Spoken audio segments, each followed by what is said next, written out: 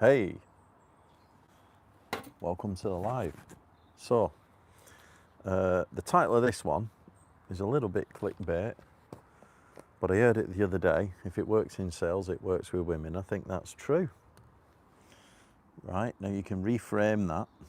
If it works in sales, it works in dating. So, if you're a woman, this same human psychology will work with men. It's slightly different between, if you're a woman from your perspective, but if I just talk a little bit about what I mean from a man's perspective, yeah, there's a lot of parallels. I explore this a lot. In my one of my best videos is my review of Manson's models, and there are a few review videos online. I mean, this is a good book, and it's by far nowhere near Mark Manson's most successful book. It's almost like a fringe book to him that, it gave him initial success, but it actually continued to be successful after he got success with things like Subtle Art of Not Giving an F, which is a great book. I personally prefer models.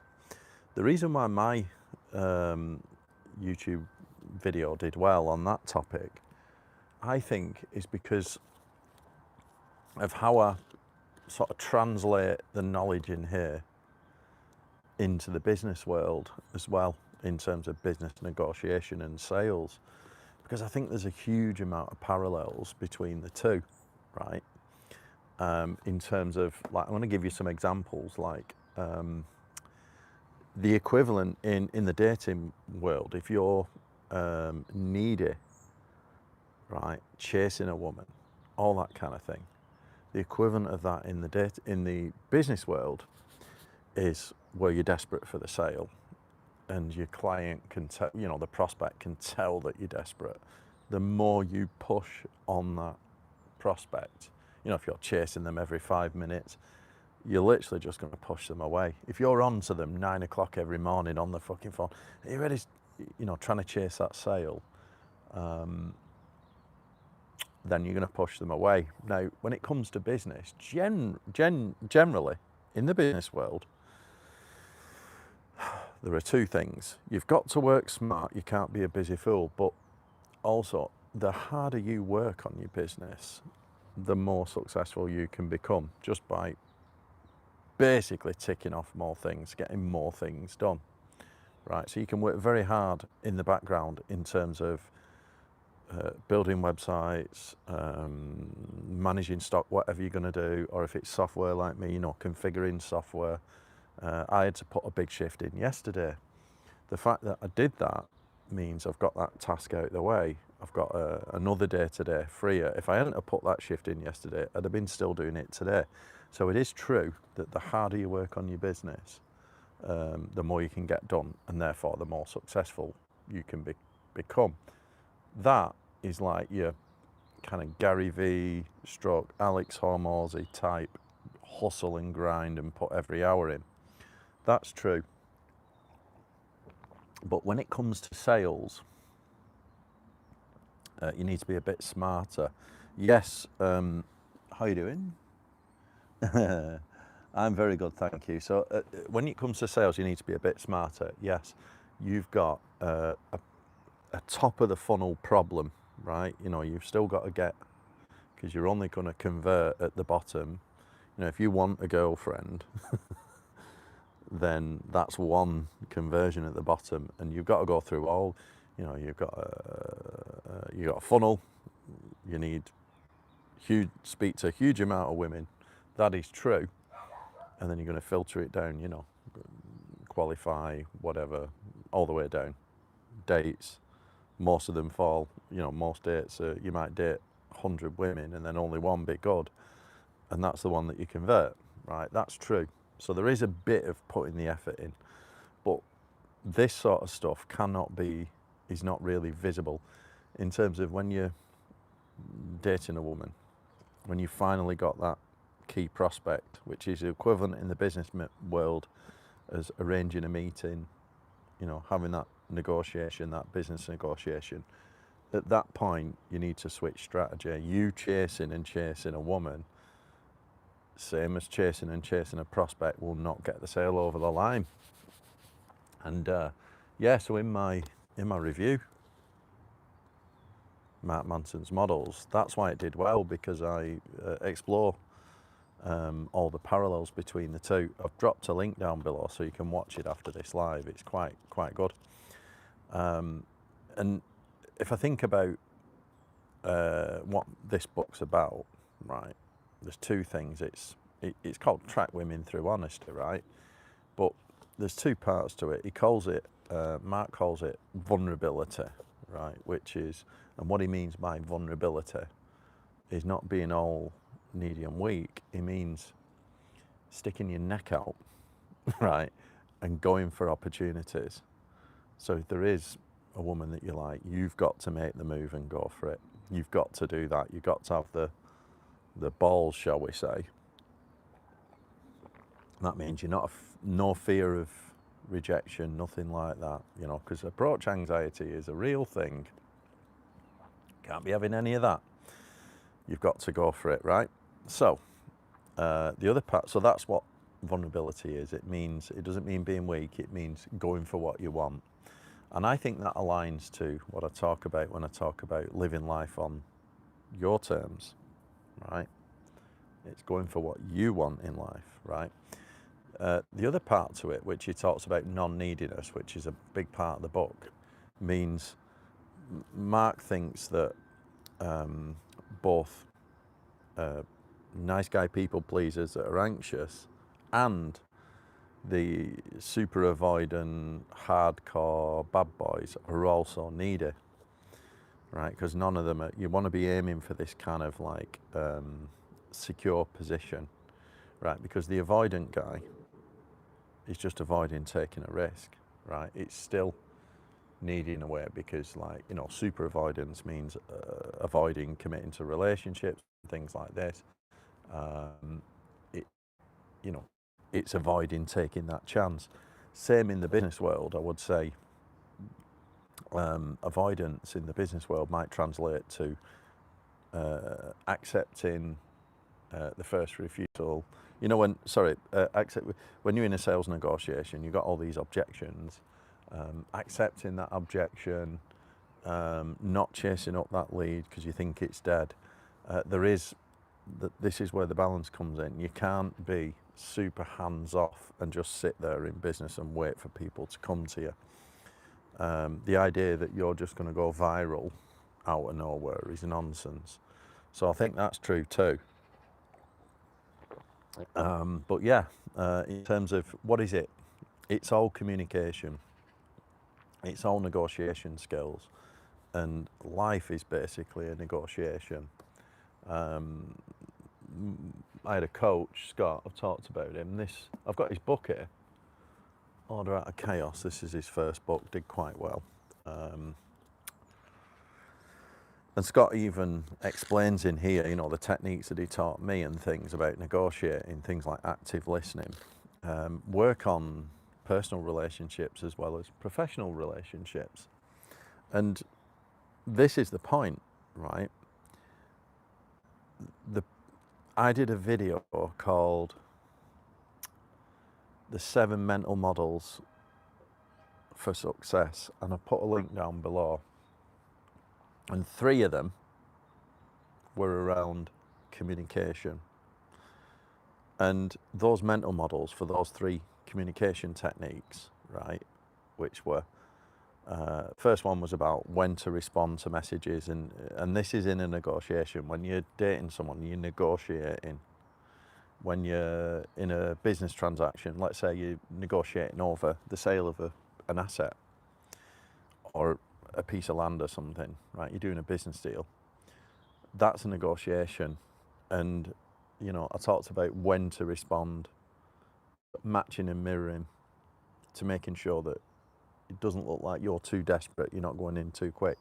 It works the same in business as it does for women.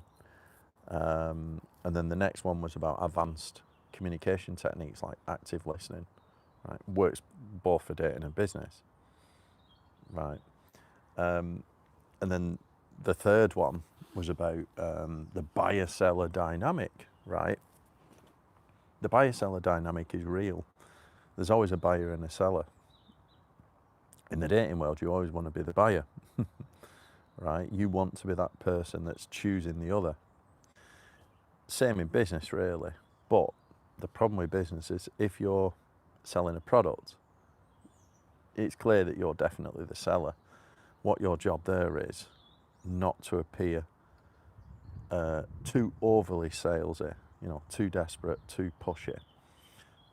You are the seller. That prospect is the buyer.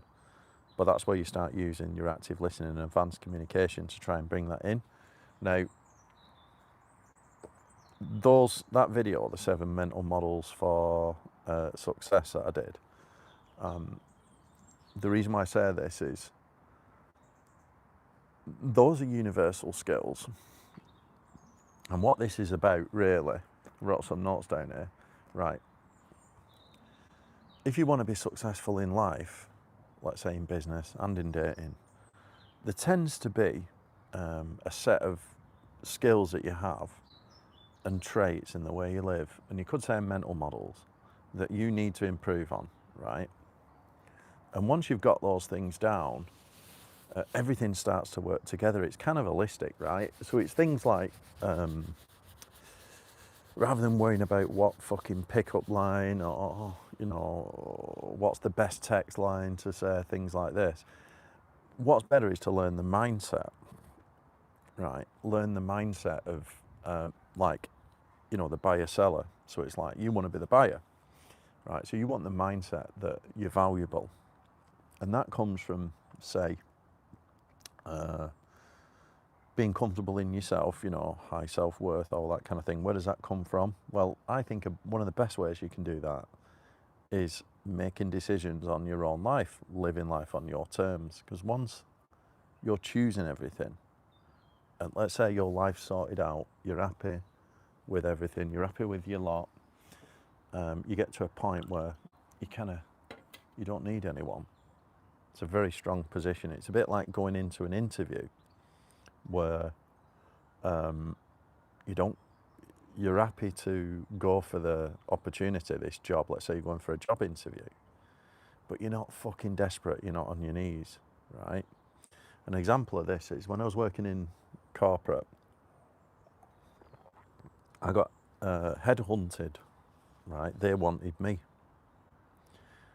So they called me in for an interview, right? But they came to me. So immediately I am in a stronger position there. So I'm going in. And at the time I had a brilliant job already, everything, company car, all the benefits. I had a good job. I didn't need to move, but I was also open to look at the position. So when I went in for the interview, I was in a super strong position, right? And this is why when you go for a job interview, it's always better to have one in the bag already, like an offer in the bag, or you have an existing job, right? Because you're in a much stronger position. I went into that interview and just said, look, right, I like your company, I'm open to the opportunity, but I'm happy in my work, I've got this really good job. Oh, and by the way, I've got this salary and all these benefits and things that you'll have to match. And not only will you have to match it, you'll have to improve on it, because there has to be a reason for me to leave that job. So I was in a super strong position there. We had the interview, I went away, I got the offer, right? And then what followed from there was a round of emails and follow-up meetings, which lasted about 2 months after. That was the negotiation stage. So I think we'd agreed at that point that it was a good fit. And they sent me an offer, and I sent it back saying it wasn't enough. I countered it and saying, sorry, it's not enough. I think my current package is worth this, plus I need that. So I sent it back. And because I was in a super strong position, I was using in my video 7 mental models for success. The first one, when to respond. So I was playing the game there, I was matching and mirroring. I was mirroring plus 25%. Like I said, I was taking slightly longer to come back than they were, because I was in the strong position. Someone who came for the job pretty much a month after me, another person who came for the job pretty much after me, was, I would say, a lot more qualified than me, more experienced, all them kind of things, right? But they never got, they didn't get as good deal as me. I'll tell you why. They came in, they didn't have a job to start with. They'd been made redundant, which, because not their fault, the previous company went, you know, problems with it, which happens. So they was not in a strong position. They didn't have one in the bag already, right? And they came in and they ended up getting nowhere near the package I got, even though they were better than me, right? Just because I was a better negotiator and I had myself in a better position. So in the dating world, how would that look? Well, you know, they talk about abundance, right? Now you can look at abundance, being abundant, going into a date, you know, on a date with an abundance mindset of, like, you know, knowing that there are other options.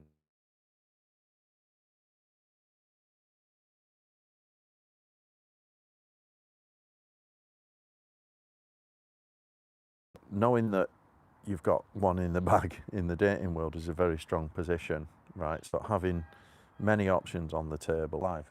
Yeah, a woman does well because all they have to do is stick a few photos on a dating app and they get 1,000 matches. That's, you know, they've got that natural abundance. This is why, oh God, I've got notifications. I'll deal with it in a minute. Natural abundance. This is why it works. This is why, you know, they're able to sort of go in, and as a guy, you're on the back foot, you know, on things like dating apps and all that. So, there are, like I say, there are two ways to have abundance, I think. One is mental strength. This is where you're living life on your own terms. You might not have a lot of options, but if you have mental strength and you have a good life and you build yourself up with inherent value, where you feel like you're okay without a woman or whatever, then that can work too. The other way is, if you have got genuinely a lot of options, and maybe you're dating a few women, and then you find that one woman that you like, knowing that you've got these others behind, that will also work. It's very similar. So yeah, let's have a little chat on inherent value. I did a video, might have been last summer, and it was called Treat Your Dating Life Like an Experiment. You can go and search it. I think it was out in Budapest, right? And what that one was about was, you know, I get a lot of people asking me, what about this line? What about that line? What about this photo for a dating profile? People ask me all the time, right? And what do you think she said this on text message, how should I respond? And they're kind of agonizing over the best text message. My response is always, yes, you know, you can come up with a perfect text message that might get you, you know, one step further in that particular discussion. But it's not sustainable. It's not almost like, it's not ground up work, is it? Right? You better, what I always say in that treat your dating life like an experiment is, your results are going to be based on where you are today in terms of your inherent value. So this is why I would always opt for, rather than worrying about what the fucking text message is, like, how's your mindset? How is your life? You know, is everything going well? Have you worked on all these different things? So there's so many things that you can do inherent value. People talk about fitness. Yes, I agree. Fitness, mindset, focusing on your career, all these things, right? I'm not, you know, I always talk about building inherent value and long term, which I believe in. But it's getting to the point where you're living life on your terms, which is what Manson talks about in Models, basically. You know, you're happy. And another way, I'm just going to say another way, right? Yes, fitness. Yes, work on your career. Yes, achieve your goals. All these things. Another one, I think, is very valuable and underrated, is reading daily. Reading every single day, right? builds your knowledge and vocabulary. And then you translate that reading into mental models, just like I say in my video, the 7 mental models for success. And then you can reapply that in any situation in your life, in business. And this is the point, right? You want reusable skills. You want a set of mental models. Right, I've got to shoot, unfortunately. I've got a lot more to talk about. But, oh, one thing, yeah, another parallel. Low confidence in dating equals imposter syndrome in business. Or like when you go into that interview, if you go in with imposter syndrome, thinking you're not worthy, you're not going to get an outcome, are you? Right. Anyway, got to shoot. I've got some messages to attend to, but a few calls. See you on.